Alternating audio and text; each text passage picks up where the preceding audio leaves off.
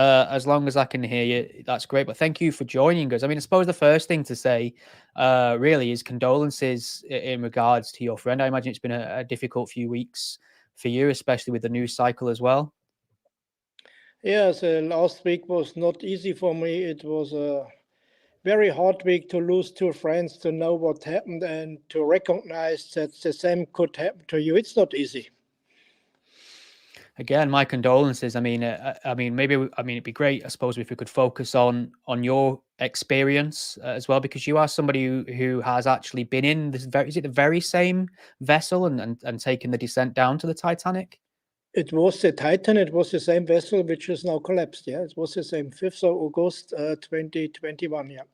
Okay, August 2021. Wow. I mean, I suppose most people really just to, tragedy, well, we would pick up on that shortly, but the idea of going down there is utterly fascinating. What is that experience like, really? And would you say it was worth the risk in hindsight?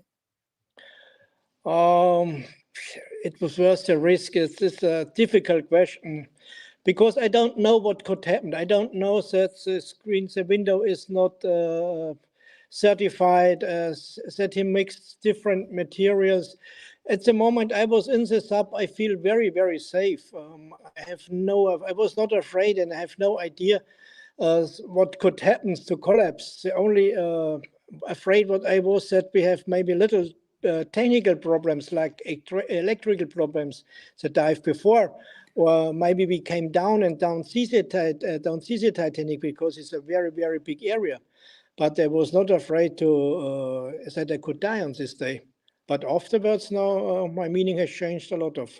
Sure. Yeah. I mean, there's a lot of information to come to light that I imagine you wouldn't have been aware of at the time. Now, were you aware when you embarked on this journey that the materials were not certified, that there was a composite material being used that wasn't standardized? Were these things made clear to you in any way? No, no, was not aware, but they told us short before the dive that it's not certified, but it's safe. It's a good construction. Also, Boeing was working with them. Boeing is a very famous name in the world. And they told us short before the dive after saying that there's no liability for everything it's happened, and we could die. We could die on this day, but I have no idea that really it's so near by the death as we have been. So, I mean, talk us through the actual descent. How long are you down there for? I mean, from the moment you start descending down towards the Titanic to the moment you resurface, how long is that time period? We have been totally in the vessel 10.5 hours. Planned was 9 hours, but when they drop us down to the water, we have on the sides there are pipes for the vibration of the sub, and they were falling down. So they put us back to the vessel, to the mothership. We have to stay inside, and they make outside the repairing. But this repairing, it was not they get afraid, because as an engineer, I can understand what they have done. But this was also 1.5 hours more. Then next try, we go into the water, go under the water, and then it takes 2.5 hours to come down. It's about 25 meters per 25 meters per minute, and it takes 2.5 hours to come down. When we have reached the bottom, we have been 200 meters away from the Titanic. We saw it on the map because we got every 15 minutes from the mothership by sonar a message where we are on the map. Map was from 1 to 31 and from A to C to Z. So we make every time the points, and so we saw the line where the vessel is shipping, which direction, and so we have 200 meters from the bow, and it takes also 20 more minutes to reach the bow. It was amazing. I cannot describe it as my words when you see this. When it was amazing, and then we have been 3 hours by the Titanic. We make 2 circles around. One time or 2 times we go on the deck. We settle up, and then 2.5 hours more going up, and then 1 hour to go. When we have been upside on the 0 sea level to be back on the mothership, it takes also 1 hour more. So we have been 10.5 hours in this sub, and have been underwater for 7.5 to 8 hours. Yeah. It sounds exhausting, to be honest with you. And there've been reports from other people who've made the same journey, and commentators who said loss of communication with the mothership is a fairly common thing that happens. Did you experience any loss of communication on your trip? By our trip, no, it was nothing. It was perfect. Maybe PH, he died. He told us, guys, you can be lucky. It's unique what today you see. We have so less current because it's a luck for us. We have less current, and this was better for the communication. I was more afraid that we'll get electrical problems because our dive was delayed for 3 hours because the battery was not loading. And 2 days before, a dive has to stop by 1600 meters because the battery systems make problems. I was afraid about the electrical systems, but not about the communication and not about the repairing of these pipes outside for the vibration of the sub. Okay, so tell us a little bit about that descent. I mean, what sort of motion do you experience? Is it similar to feeling like you're in a lift or an elevator? Is there a kind of rocking motion? Do you feel the sensation of descending? Talk us through it. Yeah, the emotion was very big. As when we go down, we were very strong and nervous. Can we reach the button? And when we reach the button, can we see the Titanic? But when we saw the bow in this moment, I can say it was a feeling like tons of weight are losing or going away from your body, satisfied, happy, lucky. It was so amazing. Was there not any moment of panic? I don't know if you've had any experience in small spaces for long periods before, but this idea to me of being in a very small, mostly metal container, so far down, and obviously relying on the skills and control of the person running that vehicle. I imagine a lot of people might panic in that situation. Is there anything that you can do beforehand that they do, perhaps, to kind of find out whether or not you'll be okay down there or not? Yeah, you have to know about your body, whether you can stay in a very small room. For me, especially, when I was young, I was by the fire brigade, and we had a lot of trainings with heat and with smoke, seeing nothing, and also when we have been firefighting. So I have no problem with this. But if you have problem to be in a small room and you cannot sit in the corner, you can go. You get not in. For example, there have been 3 guys from US. They paid the full amount, $110,000 was for us, and they saw the vessel. They put the head inside and said, "Thank you, we don't go in." But they get no money back. They said, "No, we don't go in. It's so small." So you have to know about your body. It's hard to me explain for German and English. You have to go down with your body. You have to sit in a corner, close your eyes. Thinking, concentrating. For me, it's no problem. But as I told you, 3 guys paid the money, 330,000 US, and said, no, nothing. That was it. Sounds like something I might do if I had that money. I'll be honest. I feel for some reason, I don't know what this is psychologically, but I feel more comfortable with the idea of perhaps visiting space than the ocean floor. I wonder what's going on there psychologically. The seas seems far more of a mystery to me, or more of a hostile environment than perhaps outer space might. Perhaps that's a consequence of the movies. Yeah, my dream was I think for over 40 years, I want to go to space. That was my dream, and I want to see the Mother Earth, and want to see the curve and the blue and the black, the blue down, the black when you look to the stars. It was every time a dream from me.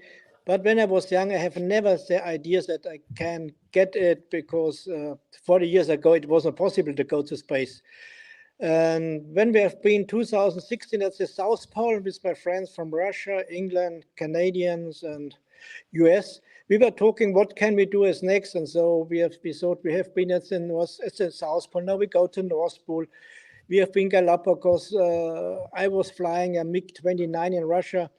Then the idea was born, we want to go undersea, we want to go down. First, it was maybe the Bismarck, the German battle warship from the Second World War, or the Titanic, because the Bismarck is much more deeper than the Titanic. And 1 year later, 2017, my friends from Canada wrote me an email and said, "Arthur, look here, a new company is founded. It's called OceanGate. They won't go down to the Titanic." And it was a price you can pay, but for me, I can pay. Other people can pay much, much more, but it was okay for me. And then I said, okay, I won't go to space. I was on North Pole, I was on South Pole. Now let's go to the Titanic.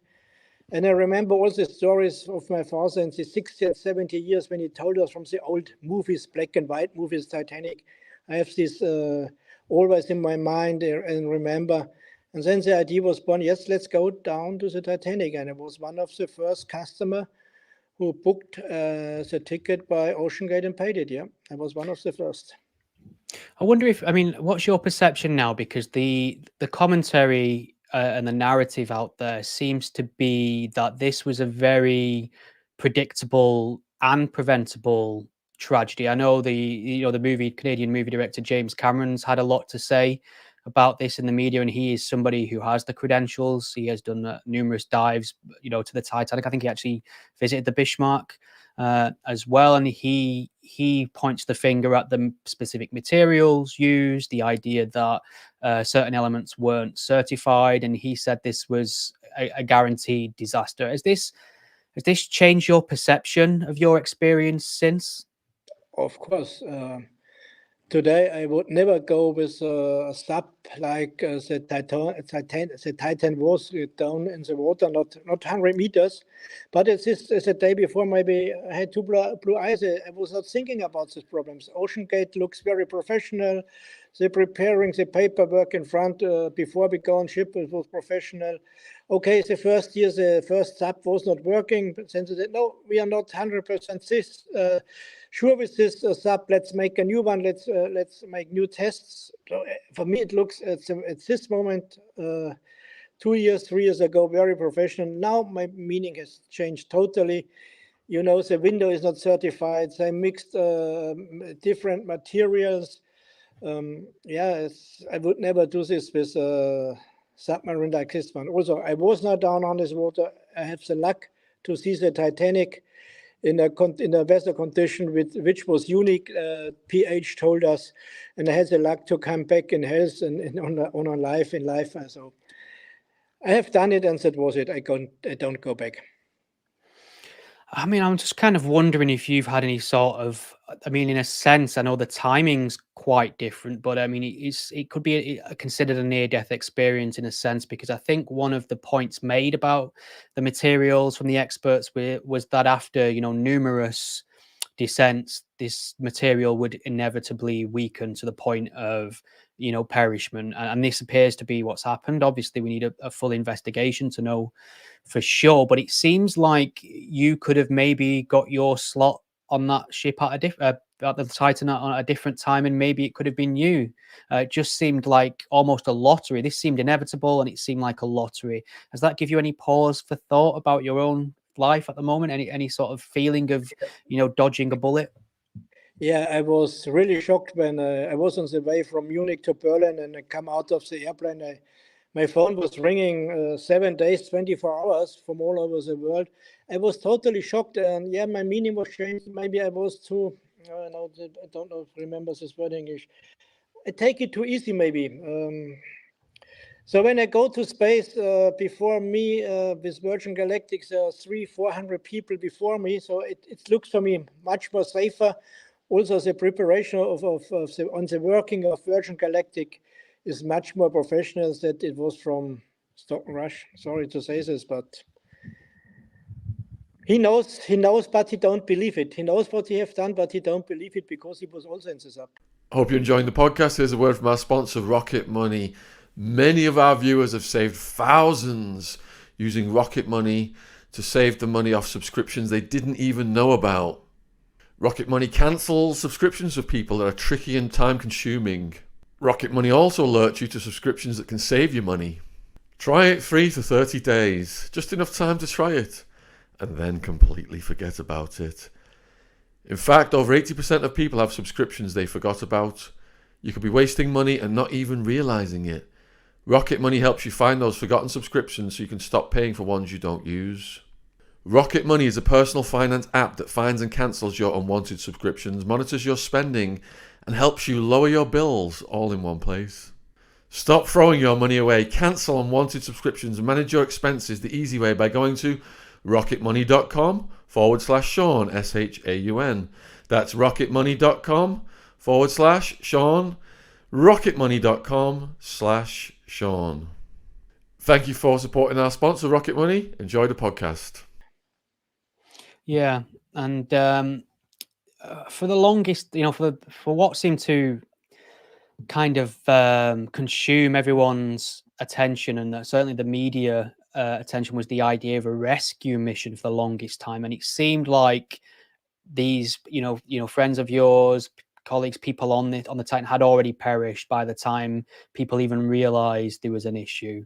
And the narrative focused on what seemed to be a completely futile rescue attempt. Is there a feeling that some of the reporting and the commentary was inappropriate in regards to what happened? Yeah, I got a lot of messages all over the world, and maybe 5% of these messages was really bad messages. They told me, they wrote to me, I can spend my money in another way to make charity, all these things. For me, I said I make a lot of charity, I make a lot of other things. The people don't know me, so they cannot say something like this about me, but I can live with this. But what my meaning was, we know when we went into the vessels what could happen, but I don't believe it. And there were 5 people in the world, and they spent millions for rescue them. And on the other side, every day so many people are killed or children are died because they have nothing to eat. Yeah, it's hard to say, it's hard to explain. What should I say? Yeah, you understand what I mean. There are 5 persons, they go in dangerous, they know it. And on the other side, in the Mediterranean Sea, a few days before, 50 or 70 people have died from Africa. Nobody recognized about this, and about 5 people. But this the mythos Titanic. If it would be another dive in the world, I think the rescue would not be so big, because it's Titanic. The press can make money with all the reporting. I have seen it. It's really hard to explain, but as I told you, they're dying so many people, so many children on the day, every day, and nobody recognizes about this. Yeah, I mean, it's certainly interesting where the news media will place its focus, obviously.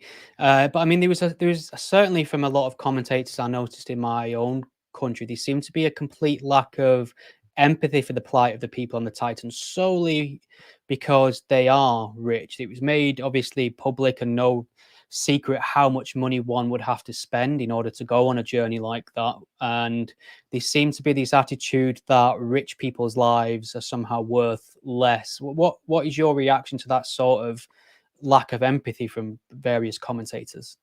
Yeah, at first it was that all the press, which was writing on TV or radio, they put me in the same level like Elon Musk, like Virgin Galactic, or like all the billionaires and millionaires. Okay, I have money, but I'm not in this level like this. I had a company. I have a totally another life like these people.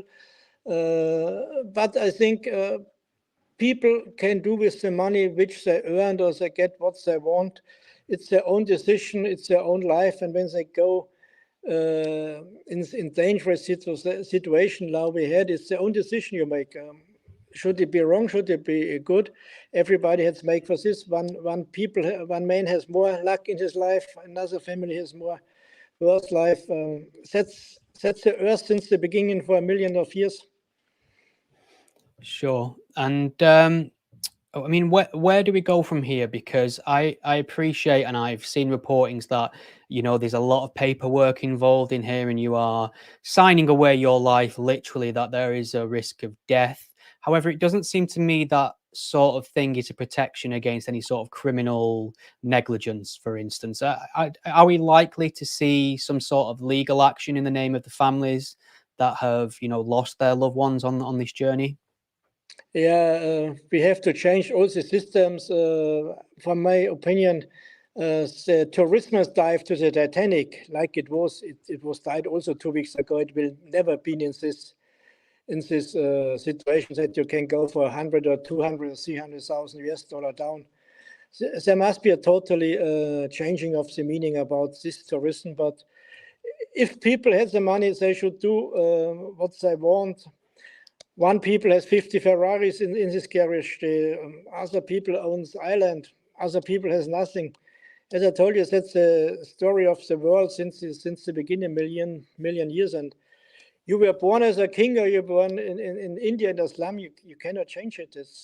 It's hard, but that's life.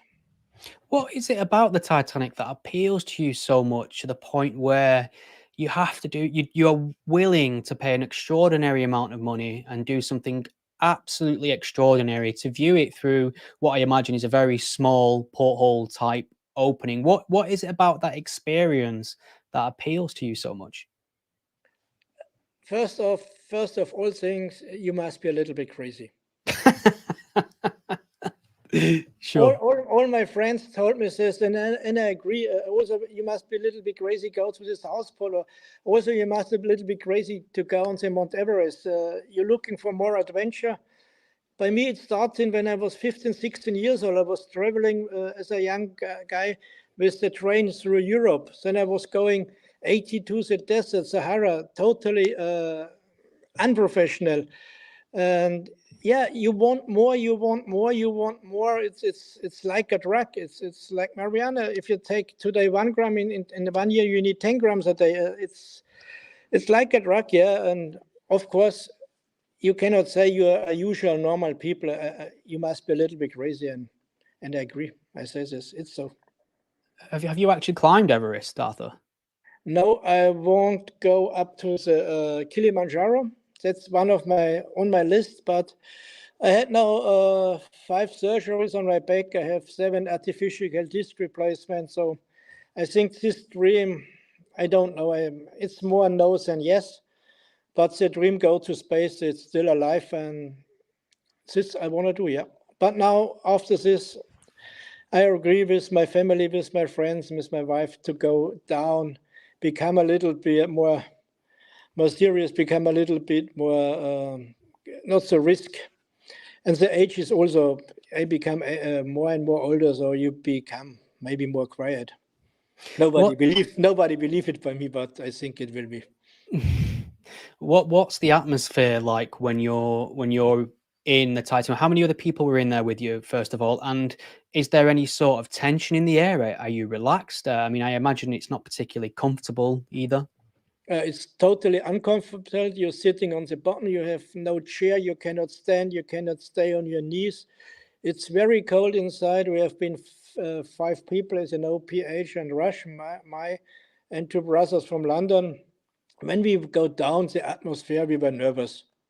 As I told you before, first can we down to 4,000 meters, and will we see the Titanic, or have we returned halfway?